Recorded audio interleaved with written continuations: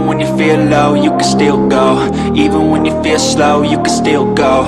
Even when there's no hope, you can still go. I never answer to no, man, I still go. Go, go, go, go, go, go, go, go, go, go, go.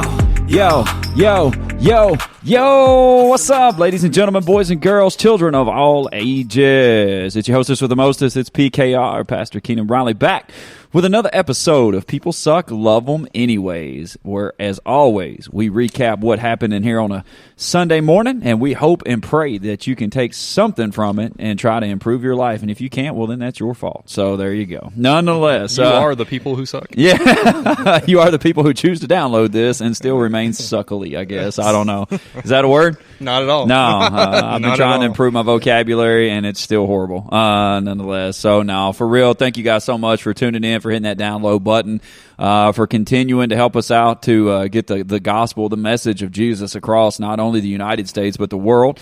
And I think we're still continuing to hit, 42, 43 different countries, something like that? 42, I think. 42 countries and 30-some-odd states, I think, across the U.S. So thank you so much for the people across the world who hit the download button on People Suck, Love Them Anyways. We appreciate it so much. We take no download for granted, and we're just so thankful to be able to tell somebody about Jesus. And, man, I tell you, with everything that's happening in the world right now, people need to hear the message of Jesus more than ever, for sure. It's looking like the 4th of July over across the pond right now. It's looking like the 4th of July over across the fireworks. Yeah, exactly. Yeah, it's not cool, but yeah, man. So definitely our prayers go out to everybody that is involved in that whole mess, whole situation right now. I know it's kind of cliche to say, hey, man, God's got you and he's got you in the palm of his hands. I know that probably doesn't make you sleep any better at night right now, but just know that, again, God has already seen this. He already knows what's happening and what's going on. So we're continuing to keep all the people in our prayers, for sure. Today's episode, as you've already heard, you heard Nicky Nick over here to the side of me. He's already chimed in a little bit. But also we have a special guest to drop by with us today. We very rarely, I feel like, have guests anymore. It's been a while. Yeah, so we call them special, whether they're special or not. So don't feel too good about that. But over to the right hand side of me today, we always say a brother from another mother, but it's actually my brother as well, my elderly brother, my brother of elders. Elders, yeah. If the gray hair on the wasn't the giveaway on the camera here. Yeah, he's got a hat on, so we won't go any further underneath that, man. For real, my brother, who is 9 years elder from me, is here with us today, Emry. And Emry, before we go jumping into just life and sermons and topics and situations and all that good stuff, man, just you got 37 seconds to do a plug on everything that you have accomplished in your life and what you're doing, who you are, where you're from, what's going on, and all of that good stuff, man. Just you have an opportunity to just tell people whatever, man. Okay. There's people in Bangladesh that listens to this, so you might have somebody stop in your store one day from Bangladesh and be like, hey, I heard you on People Suck, Love Them Anyways. But go ahead, man. If that happens, call us. We'll come down. We'll take a picture, man. Yeah. Absolutely. Yeah, go ahead. Well, it's a privilege to be here today. As you may have said, my name's Emry Riley. I'm Keenan's brother here. Tickled to death to be here. Got asked today to come up and be able to do this. And I'm an owner and operator a small business in Mufforville, Kentucky, that's in Hart County, and called the Walk Through Time Antiques. We've been in business now. We're starting our 10th year. We've been in 2 different locations, and we specialize in everything that is from pre-1989 and on back. So we get that vintage and retro feel in there, and then plus hit the antiques up as well. And, we do a lot of traveling, talking to a lot of people, do a lot of picking, and, just try to meet people and talk to them from all different walks of life. So, absolutely. Yeah. And so me and you would be considered vintage and antique. I was going to ask that. I was like, is Keenan an antique officially? We're putting it on the record. It's true. He's an antique. Before 89. I'm 85. I know you're like 70. What are you, 76? Yeah, close to it. Yeah. So there you go, I'm man. not quite there. So so there you go. Yeah, you're like 2000s, right, or something? 97. Oh, well, 97. Yeah. Yeah, that was a good year. That was a good year. So, but yeah, it's cool for him to stop by with us today because even in our sermon today, and I think he could probably attest to this, and myself included. I know Nick can. Anybody's got a job, really. We talked today about it's not wasting if God's working, and we came from Exodus chapter 3, and we talked about how basically where Moses had killed an Egyptian at this point, hid him, and then after he found out, he got scared, and the fear pushed him back towards comfort. Comfort was on the backside of a mountain, Horeb, which, if you translate that out, is wasteland. And he's on the backside of a mountain at this point, and he spends 40 years, man, tending to his father-in-law's sheep. He's basically a shepherd for 40 years.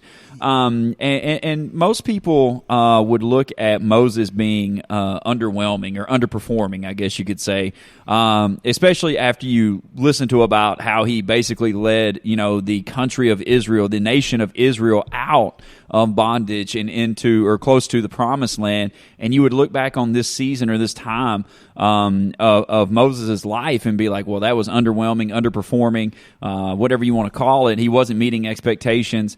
But we talked a lot about today about how in that moment in time, it's the little things that we do that are kind of in our comfort zone, really, but God is really honing our details and skills in to be able to go to that next season of our life and succeed. So in this moment, Moses is concentrating on being that shepherd, but really he was really focused in on being a leader to the next generation that he would come into. And so we can start by breaking down just a little bit how monotonous or how methodical life can be sometimes. But yet, how can God use those details in that area to be able to help you succeed? Maybe not with just you, but with other people around you in the next step of your life. Mm-hmm. Go ahead. Yeah, I think as you were doing the sermon today, I was reminded of some of the jobs that I took. I guess the job I took post college was a job where I taught in front of people, and it was something that prior to graduating college I was always terrified of doing. I even took a public speaking class and thought I did horrible in every single time. That was the only class I passed in college. Just saying. If you want to know the difference between me and Keenan, who passed college, I passed a class in college, and I passed all of them. Yeah, but again, and we're in the same spot today. We are. Yeah, there you go. But again, I think it was cool because there were many days when I was in that job, and I was thinking, God, this is boring. Don't feel like I'm not doing enough, not making a big enough impact. I went to college to make a bigger impact. I feel like I'm not doing enough. Yeah. And today I was reminded, and I've been reminded of this a couple times before, but that job, if I had not taken that job, if God hadn't given me that job and put me in front of all the kids and adults and stuff that I taught and spoke to, I would not have the confidence that I have now to stand on a stage and present the gospel, or to stand in front of a class of youth and present the gospel to them. And so, it's just one of those things that at the time, I wasn't thinking about the importance of it. But, while I was at that job, I learned a lot of skills and useful things that it was, I guess, further presented itself later in my life and in a different way. And I'm able to use it for the kingdom of God as well. Yeah. And I think that's just something that a lot of us, again, we forsake that stuff that we did in the past, those jobs that didn't seem like they meant a lot, but they really did build our skills and get us to the point where we're at now to be able to do what we're able to do now. Right. I think a lot of people probably have those stories, and again, that job, there were many days where I just felt like I wasn't doing anything, wasn't making any impact, wasn't getting anywhere.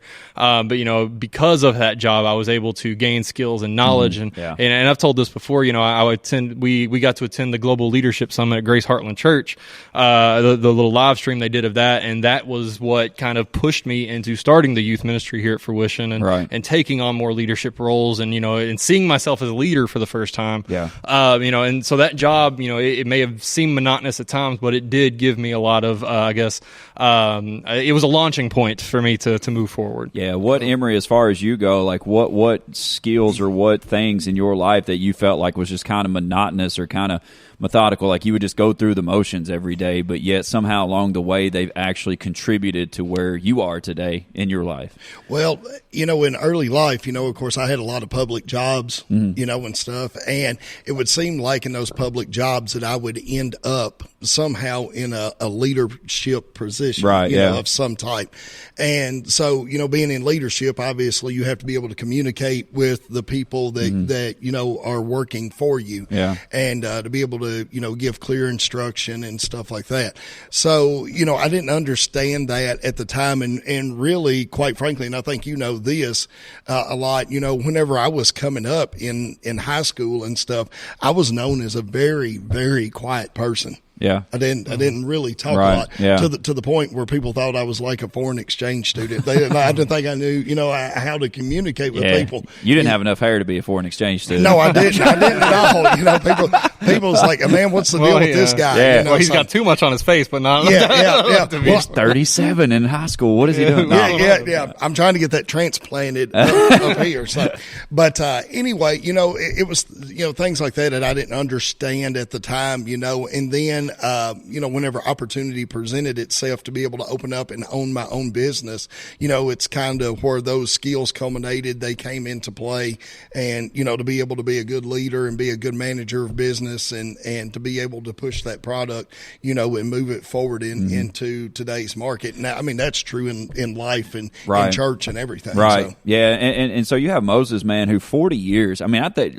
like we get exhausted after 4 minutes with things if they don't change, but like 40 years of comfort of, we talked about today about how he knew his father-in-law. You know, his father-in-law was kind of his boss. So, like, he was comfortable with him. He was comfortable with just hanging out with some sheep and doing his thing. But really and truly, God was just honing in his skills for the next session of his life, for the next season of his life. And one real instance that we hit on today was the fact of that God would not do something new in his life, but he would just upgrade what he was already doing. And we get hyped up a lot in church. We get hyped up a lot in life, in reading the Bible, and we take feel-good moments. Like it's over in the book of Isaiah where it says, behold, you know, he's about to do a new thing. And we think new, so we automatically think new. So it's like, you know, it's not well, new, like he might bring us in some used, let's say, church pews or some used carpet or some used whatever the case may be up in here, and it's like it's new to us, but it's still used, and we get confused by that, I feel like, a lot of times. And so it's like if it's an upgrade, we don't shout near as much as if it's brand new, and so God was about ready to upgrade, not do something new, but upgrade to where it was new in Moses' life. And, you know, we're going to take a few minutes right here just to kind of talk about what position or what was something that God really done to kind of not do something new in your life, but just to take those skills like what we were just talking about, whether it was leadership or whatever, and really, really catapult you to the next season of your life. But it was still the same thing, but it was just in a different way. You know, what did God do in that moment to be able to transition you, upgrade you, but it was still kind of the same thing you were doing? Yeah, I mean, and it's the same job that I was just talking about. I was able to teach kids, and I was teaching kids about. It was a rape crisis center and a child advocacy center, so I was teaching kids about healthy relationships, sexual assault awareness, a lot of pretty heavy topics. Yeah, very difficult Those to talk are heavy about for topics. adults. Yeah, very difficult to talk about topics. But it was you almost have to get comfortable talking about the uncomfortable in front of an uncomfortable crowd. That was last week. Hey, call back. Yeah, that was last week. But again, I had to get comfortable talking about uncomfortable topics to a crowd that was uncomfortable because of the topics I'm talking about. Yeah. And so, I think that skill set, has been able to translate very effectively into talking to the youth on a weekly basis. You're talking to them about things that maybe don't make quite a lot of sense, that are kind of difficult for them to understand at times, that is speaking against what they know and what they're used to. I'm not teaching kids necessarily. I mean, sometimes I still, kind of implement some, healthy relationship type things. I still mentor the kids every once in a while if they have questions. They can come to me and talk about more, in-depth, serious topics. But the jobs and experiences I've had prior to being a youth pastor have definitely prepared me and opened the door and translated into those skill sets required. And you're saying, basically, you're still doing the same thing, but it's just upgraded from where you were to begin with. Yeah, I'm still teaching kids. I'm still relaying knowledge, having uncomfortable, difficult conversations. But it's in a different season, it's a different atmosphere with a Right. different crowd. Yeah. But it's a lot of the same stuff. Right, absolutely. What about you, Emry? Well, it's just like you mentioned, I just obviously just made a new move to a new location from an older location that I'd been at 9 years and everything. And of course that, was an upgrade from where I was at, Right. and everything. Yeah. But, with that came new people on board, new opportunities to be able to mentor, to those individuals. And then obviously a new customer base that's coming in as well. And I love that you're talking about the kids because, the kids are really important in what I do for a living because I call it job security, bringing up that next generation and having them, be interested in something and making it, fun and interesting for them, as well. But, within that, getting that upgrade, I've been able to see different people. And then, of course, obviously, requires just a little bit more different skill set to be able to reach, those individuals, because, they might not be going through the same thing as some of the people that you were used to see, seeing them every day. So. Yeah, and that's what, it's cool because it's still the same skill set, but it's just a different situation. And that's what I want people to really understand is that when God has you in a quote-unquote wasteland or you feel like you're being unproductive or you feel like you're spinning your wheels or whatever, terminology you want to put on it, let's just look at the fact of what is God doing to work in your life, to move in your life, to make your life better. May not be in this season, but it could very well be coming in the next season. And, for Moses, it was the same way. Moses was going through the motions every single day of hanging with these sheep and shepherding these sheep, but really God was preparing him for the next step, which would be to lead a nation out of bondage and captivity. And so in this moment, he upgrades. He upgrades from sheep to people, which I don't know if you call that an upgrade or not. Not really. Yeah, I was going to say, my goodness. Sheep suck a lot less. Oh, goodness. They'll listen to you anyways. Yeah. So he upgrades from sheep to people, but not only that, man, he upgrades his responsibility level. He upgrades his staff. We talked a lot about the staff today. He probably had a normal shepherd staff whenever he was dealing with sheep, but we see whenever God replaced his staff in this moment, this staff, he threw it on the ground, it turned into a snake, it ate another snake, he was holding this staff over the sea and it separated. This staff carried the promises and the power of God. And so he upgraded. It was new to him. It was still a staff, but it was new to him. It was different.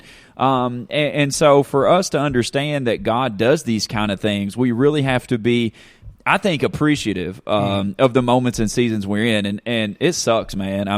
Just to kind of just be real. It sucks. Like seasons like that suck so bad where you're in the horrors, you're in the wasteland, you're in those moments where you're like, I'm just going to do this, and maybe we'll see some return, maybe we won't, or at least I know this is a good one. At least it's a paycheck. At least it's paying the bills or whatever. And we get into that mindset, but it's like really if we were to kind of go deeper, scrape the surface, and go deeper than that, and be like, all right, what is God doing in this moment? What is He really teaching me, instilling in me that I can use next? And I think if we were to see things like that, then the seasons, they're still going to hit hard. They're still going to be difficult to navigate, but they might not suck as bad either, knowing that God is teaching you something through the process. And I think that's something we need to ask ourselves is, whatever season you're currently in, how can your current skill sets be used to further the kingdom of God? Right. What can I use these skills for? I'm around people, talking to people every day. I can use those skills at church by talking to people, greeting people, getting to know people. Yeah. Whatever skills, you have. And again, we'll throw whatever excuse you want. I'll just sit on an assembly line all day and press a button. Well, hey, you can change slides, can't you? Yeah, you this can go is up true. there and you can change slides. Press You that can button. poke on somebody at church if you want to. Hey, Just poke how you them. doing? How Just you doing? poke them. Yeah, exactly. And again, I think it's I know it's funny, whatever, but I do think it's important to take some time and ask yourself, what skills have you learned? Maybe you've been at your job for 5 years, 10 years, 15 years, 3 months, who knows? But what skills, talents, new things have you learned and gathered at this job that what could that be used for in the future? What are these skills going to be used for in the future? And I know we're not supposed to worry about the future, but we can still, kind of plan and prepare for the future and to think about what am I doing now? What am I learning now? What am I gathering now? And what can that stuff be used for later? What in the season you're in right now, Emry? What do you think that is something that may seem mundane or methodical to you. I mean, what is the skill set right now, as you continue to I ain't going to say get older, mature. As you continue to mature, that's a good way to put it. Age like fine wine. Yeah. As you continue to mature, man, and just grow, and whether it's in business or in life or whatever, what do you feel like in the season you're in right now, as far as a skill set wise? That, again, maybe you feel like is mundane or methodical or monotonous or whatever, that you're like, man, maybe I could use this. Maybe I could focus in on this one aspect right here, and that could open up a door to a booming business, a multi-million-dollar business, or it could open up the door to 1,000 different things. Well, I mean, first off, I'd like to say, I think people that knows me knows I kind of have like a bubbly personality. I love to encourage people and make people laugh that's around me, you know, and everything. And so, just by simply people walking through the door and acknowledging that they're there, and making them feel like they're important, like they're a part of something, that's big in itself, because obviously you all know in the day and time that we live in, I mean, that's kind of, people don't much more want to look up at you as you're walking down the grocery aisle, or the person that's checking you out, or anywhere, or anything. So, I think there's a hunger out there just for people just to, made to feel important, feel accepted, and just put that hand on your shoulder and say, hey, how are you doing today? Right. Things going good. That goes a long way in today's society and stuff. But, I feel like, just like, what you all are doing here, and the great, concept that you've got going on with doing this podcast and everything, as before we come on the air, I was talking about, wanting to be able to do that for my business, and have a little talk show myself, talking about history and bringing the older generation on, which has a lot of knowledge to pass on. It's just not about gray hair, buddy. That's experience, man. And everything. But be able to bring those people on as well, and pass some of their knowledge on to a younger generation. And with that knowledge, and with the older generation, a lot of times comes a lot of skills that I say like the younger generation needs. They need to learn to be able to cope and deal with. And obviously, I've got a guy that hangs out with me, a brother. He's actually one of my vendors down there, but he takes opportunity to talk to at least one or two people in the store every day, about Jesus Christ, witness to them. It's not even hardcore. It just maybe a couple of comments just to get the mind circulating and stirring. So absolutely. And we talked Wednesday night about Moses' mom. We talked today about Moses. Maybe we hit Wednesday night or next Sunday about, now we're transitioning from Moses into Joshua. But, all of these decisions have huge implications. We asked Wednesday night, if Moses' mom would have never decided to put him in that basket and set him in the river, where would he be at? If Moses wouldn't have decided to accept God's calling and then go back and stand up to Pharaoh and say, let my people go, who would have done that?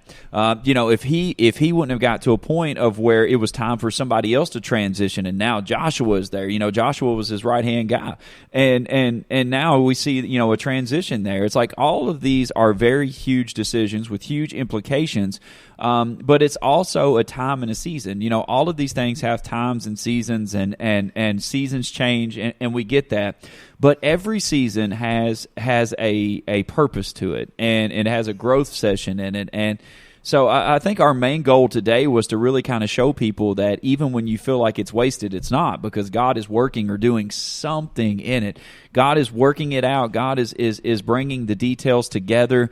And before we go, I just want to kind of hit on this other part of it too, because not only was he taking care of, not only was he a part of this side of it where he was preparing Moses, but you have to understand he was preparing Pharaoh, he was preparing the Israelites, he was preparing, there was so much more stuff into this. So let's talk about the impact really quick before we go today about not only is it important that you answer the call, or that you operate or in the calling, or that you take your skills and do something with it, but it's also important to understand if you don't, what is the outreach? What is the scope that we miss? What is the group of people? What is the millions of people that we miss because we say, no to something? How important is it? Yeah, I mean, there's so many people out there that, we've talked time and time again about how you may be the only person or I guess you may be the only Bible people read. I think that's the cliche saying there. And I think that's an important thing to ask ourselves every day. When you wake up, what are people going to read on me today? What are they going to see? And understanding that if you act a certain way, you may miss people who needed to see you that day. Or needed to read, the Bible through you that day.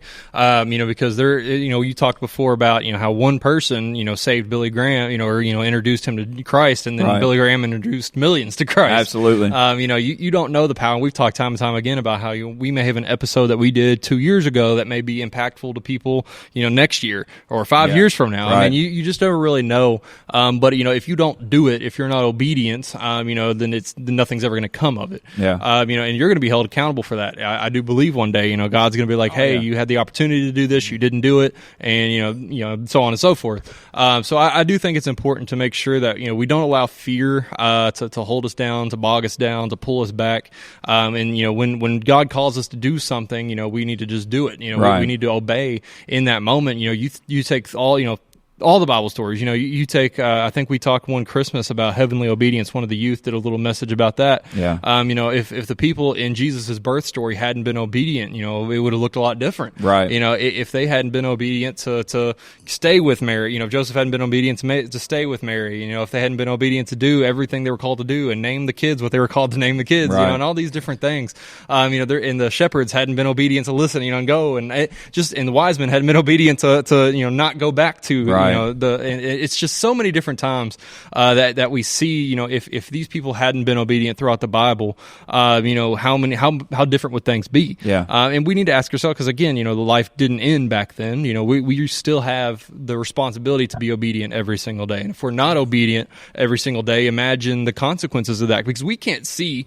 3,000 years in the future. Right. But the consequences of Joseph not listening would have been felt today. Right. If we'd be still alive today. Yeah. And so, there are things that you are doing and saying, there are moments where you are being obedient or not being obedient that will have impacts later in life. We just can't see it, but we have to have faith that it will. Yeah. And so, let me transition really quick. For people who say, well, it's just another church, it's just another podcast, or it's just another business, or it's just another store, or it's just, whatever the case is. It's like, I think about it in terms of, well, it's just another church, yeah, but, we also give 100+ people a week an opportunity to come in here and worship that wasn't going anywhere else. It's just another podcast, but we also give people opportunity every week to hear a message, to hear about Jesus in 42, 43 different countries. Hopefully it's going to increase. In your terms in business, Emry, yeah, I mean, it's another antique store, but still, you allow people to come in and see things from all over the world that other people can't. And so it's not just another business, but it is another opportunity to be able to talk to people, or to create a atmosphere for people that they might not have somewhere else, or whatever the case is. And so, with that, how important is it for you, to say yes and to operate in that every single day, again, to where it may open up a door somewhere down the line for somebody else? Yeah. I think, obviously, and I like to tell people this, there's only one you. Yeah. There's only one you. I mean, you do you, and everything. There's room for everybody, and that's what I tell everybody in the antique market. The more stores you have, the more opportunity people has, the more variety that they have to be able to come and shop and, look at, different stores and what they carry. We specialize in a certain genre, as we were talking about before we come on the air, pre-1989 stuff and on back. Yeah. But we do it. We put a certain flair and spin on it. We've got a certain atmosphere that we provide, the cooler hip music, a very greeting and inviting atmosphere to come into and everything. So we do it the way that we do it, but, you may do it a different way. You may do it a different way. And that's the same way on a Christian level. Yeah. You got your way that you reach people. You've got your way that you reach people and everything. Yeah. But it's still all for one greater common goal and good. Right. Yeah, absolutely. And for us, the message again that we try to translate to each and every person is that, you are important in the grand scheme of things. You have value, and God wants to use you, man, to accomplish something. Whatever that is, that's between you and God. But everybody was created on purpose, by purpose, for purpose. And we need to embody that, envision that, grow with that, and go with that. So with that being said, man, we just want to say thank you so much for tuning in. Thank you so much for hitting the download button. Continue to tell people about People Suck, Love Them Anyways. Continue to hit that download button. As Nick always says, man, leave a review. That always helps us out as well. And, it just helps keep the fresh, the face fresh. There we go. That's what I was going to say. And just, to be able to reach people, man. And this is what it's all about. It's not just another podcast. It's not just another sermon. It's not just another church. It's not just another business. It's an opportunity to reach somebody. So thank you so much to my brother for Emry for coming by and dropping some knowledge on us. And again, thank you, fine folks. And until we see you again, we love you. We thank you, and be blessed. Even when you feel low, you can still go. Even when you feel slow, you can still go. Even when there's no hope, you can still go. I never answer to no, man, I still go. Go, go, go, go, go, go. As always, this is PKR, and for my sidekick Nick, we say thank you very much for hitting that download button on People Suck, Love Them Anyways. Be sure to tell a friend, tell a family member to hit that download button as well. And as always, we say thank you. Be blessed. Even when you feel low, you can still go. Even when you feel slow, you can still go. Even when there's no hope, you can still go. I never answer to no, man, I still go. Go, go, go, go, go, go.